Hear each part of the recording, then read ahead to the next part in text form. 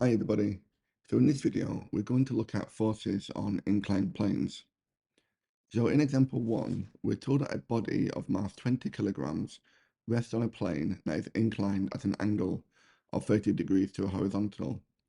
So this is our mass, and because it is resting on this plane, the mass is acting downwards due to gravity, so vertically downwards. And when it acts vertically downwards, this mass has a weight. And the weight is the force of 20 kilograms multiplied by the acceleration, which is due to gravity. So this would be the force of the 20 kilogram mass acting downwards through the inclined plane. And what we're going to do in this video is we're going to look at the effect of this weight through this plane. Because this weight is pushing vertically downwards, but we need to consider the effects perpendicular to a plane in this direction and parallel to a plane in this direction. And these are the two forces created by this 20G. Okay, so we've been asked to find the component of a weight that is parallel to a plane, which is this force here. So to work out this force, we need to consider the right angle triangle we can create here, created by this 20G. So from this plane, we can create a parallel length here, and this will give us a right angle triangle. So I'll show this triangle in blue. We can imagine this length as the force perpendicular to a plane, and this length as the force parallel to the plane. We know this is a right angle, and because we have a right angle triangle here, we know this angle will be 60, but we also know that this is a right angle. So if this is 60, then this angle must be 30. So just to make this clearer, I'm going to sketch out this triangle again. So we have our right angle. We know this angle is 30 degrees. And we know this length is opposite the right angle. So this length is the hypotenuse, which is here. And we know this has 20G.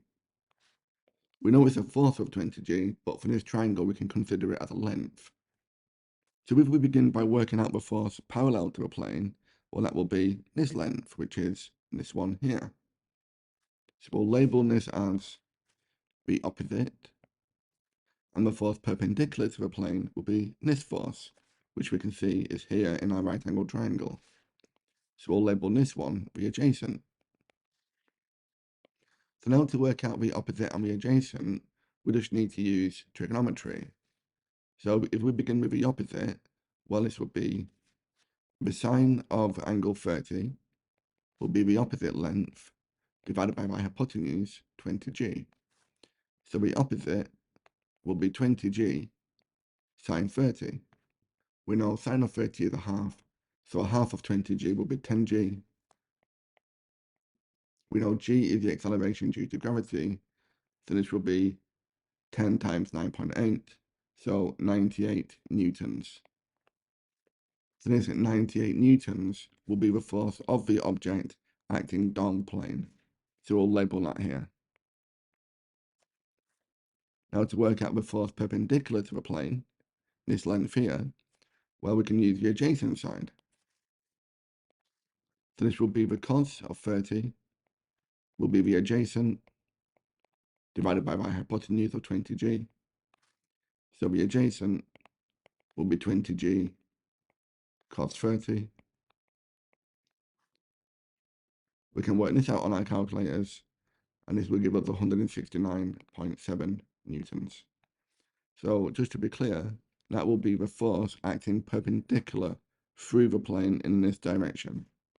So 169.7 newtons. Okay. Let's move on to example 2. Okay, so for example 2, we're told that an object of mass 32 kilograms rests on a smooth slope that is at 45 degrees to the horizontal, and it is pulled by a force of 400 newtons up the plane. We've been asked to work out the acceleration of a particle up the plane and the normal reaction R, and this normal reaction is here. Okay, so there's a few things going on here. And the first thing we need to think about is this acceleration. And we know that force is a product of the mass, 32 kilograms, and the acceleration. So to work out this acceleration, we need to work out the net force. And the net force will be the force moving it upwards, which we know is 400, take away the force pulling it backwards, which we'll call Fd.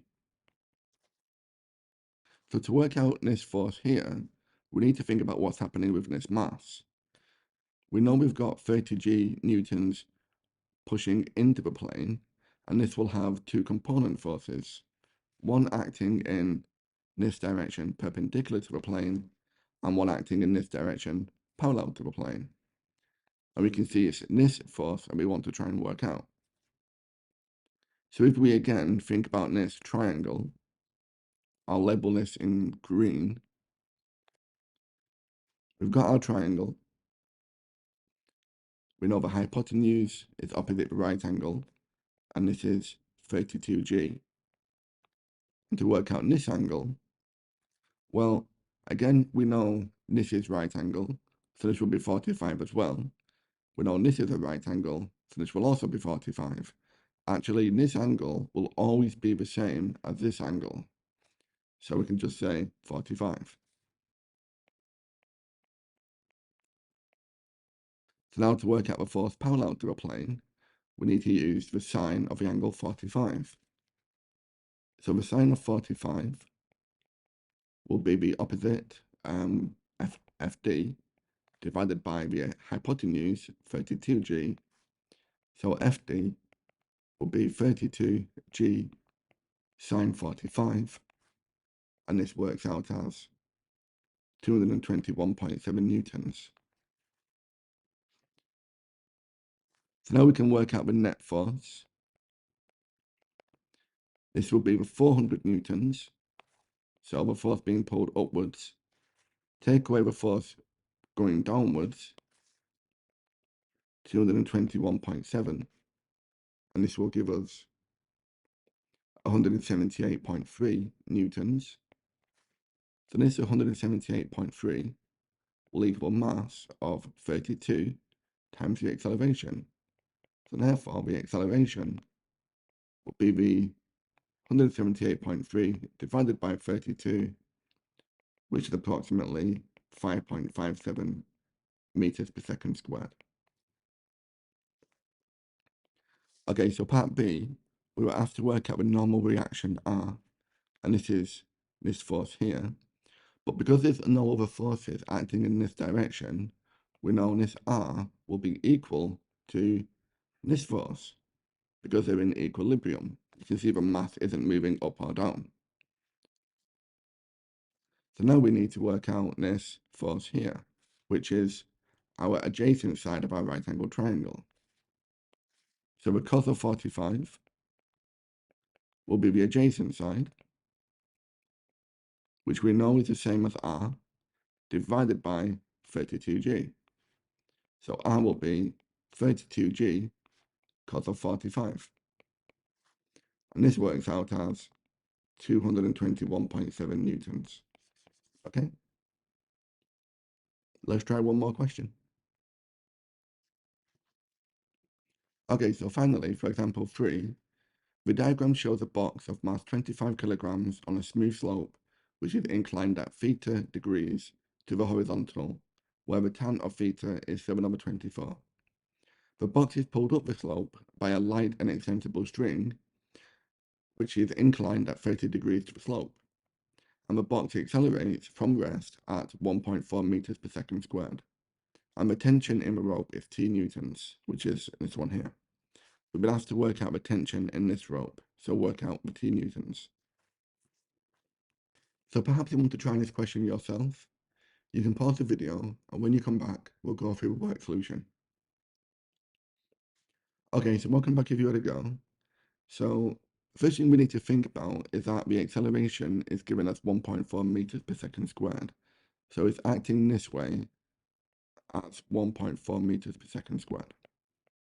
Now we know from the previous video that the force, or the net force, is a product of the mass which we're told is 25 kilograms, times the acceleration. So again, we need to work out the net force. We know the mass will have a downward force of 25g, and this will have two components, one perpendicular to the plane and one parallel to the plane. So what we need to think about is this force parallel to the plane. We'll call this, again, Fd. Now in this example, the T newtons is pulling the mass upwards, also parallel to the plane. So there's two components to this T newtons, one upwards parallel to the plane and one trying to lift it off the plane. To work out the net force, we need to think about which we'll call Ft and the downward force. So to work out Ft, this is the adjacent, so this will be T times the cos of 30. And to work out Fd, we're looking at this length, which will be the sine of this angle theta. So this will be 25g sine of theta. But we haven't been given theta, we've been given tan theta. And we can use this to work out sine theta. We know tan is the opposite divided by the adjacent. So if this is theta, the opposite would be the 7, and the adjacent would be 24. So now we can work out the hypotenuse as 7 squared plus 24 squared, which gives us 25. So from this diagram, we know sine theta will be the opposite 7 of the hypotenuse 25. And now we can substitute this back into here. So Fd will be 25g times the sine of theta, 7 over 25. This 25 will cancel with this one, so this will give us 7g. Okay, so now we know the F net will be T cos 30 minus the 7g, and this will equal the mass times the acceleration. And we know the acceleration is 1.4. So we can move this negative 7g to the other side. So T cos 30 will equal 35 plus the 7 lots of 9.8. We can work this out as 103.6. So T will be 103.6 divided by the cos of 30. So the tension in the rope is approximately 120 newtons. Okay? Well, thank you very much for watching. I hope you found that useful. If you did find that helpful, please like and subscribe. And you can download the full lesson and worksheet from my website, mrmathematics.com. There's a link in the description below. Thanks again and take care.